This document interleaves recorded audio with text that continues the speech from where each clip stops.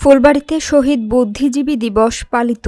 বিস্তারিত থাকছে দিনাজপুরের ফুলবাড়ী থেকে মোহাম্মদ ফয়জার রহমানের প্রতিবেদনে। দিনাজপুরে ফুলবাড়ীতে নানা আয়োজনে শহীদ বুদ্ধিজীবী দিবস পালন করা হয়েছে। উপজেলা প্রশাসনের আয়োজনে সকাল 10টায় উপজেলার বড়াইহাটের আখিয়া বধ্যভূমিতে ফুলের বেদি দিয়ে শ্রদ্ধা জানান উপজেলা নির্বাহী অফিসার আহমেদ হাসান, বীর মুক্তিযোদ্ধা আবুল কাশেম, ফুলবাড়ী থানার অফিসার ইনচার্জ মোহাম্মদ আব্দুল লতিফ শাহ। পরে উপজেলা প্রশাসনের আয়োজনে উপজেলা নির্বাহী অফিসারের সভাকক্ষে আলোচনা সভা অনুষ্ঠিত হয়। আলোচনা সভায় উপজেলা নির্বাহী অফিসার আহমেদ হাসানের সভাপতিত্বে আলোচনা সভায় সরকারি কর্মকর্তা, মুক্তিযোদ্ধা কমান্ডার সহ সরকারি বেসরকারি বিভিন্ন সংস্থার কর্মকর্তা, রাজনৈতিক দলের নেতৃবৃন্দ, সাংস্কৃতিক ব্যক্তিত্ব, শিক্ষার্থী ও নানা শ্রেণী পেশার মানুষ অংশগ্রহণ করেন।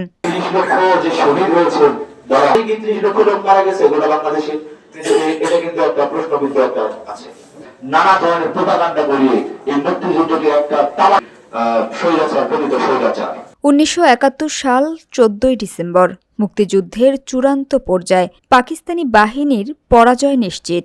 ঢাকার পতন সময়ের ব্যাপার মাত্র। ঠিক সেই সময়, সেই মুহূর্তে পাকিস্তানি হানাদার বাহিনী ও তাদের দোসর রাজাকার বাহিনী পরিকল্পিতভাবে দেশের শীর্ষস্থানীয় বুদ্ধিজীবীদের হত্যা করে জাতিকে মেধাশূন্য করার অপচেষ্টা চালায়।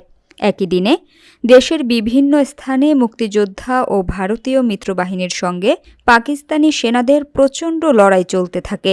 আন্তর্জাতিক অঙ্গনেও 14 ডিসেম্বর ছিল উত্তেজনাপূর্ণ একদিন, যখন জাতিসংঘে যুদ্ধবিরতি প্রস্তাবে ভেটো, কূটনৈতিক চাপ এবং বৈশ্বিক শক্তিগুলোর অবস্থান স্পষ্ট হয়ে ওঠে। এই পর্যায়ে শহীদ বুদ্ধিজীবী দিবসের স্মৃতির প্রতি শ্রদ্ধা জানিয়ে বক্তব্য রাখার জন্য বিনীতভাবে অনুরোধ জানাচ্ছি একজন বীর মুক্তিযোদ্ধাকে।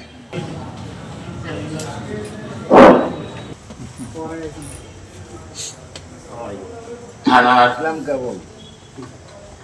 সব ধরনের রাজনৈতিক নেতৃবৃন্দ, আমার এই বাংলাদেশের স্বাধীনতা যুদ্ধটা আমরা কেন করেছিলাম,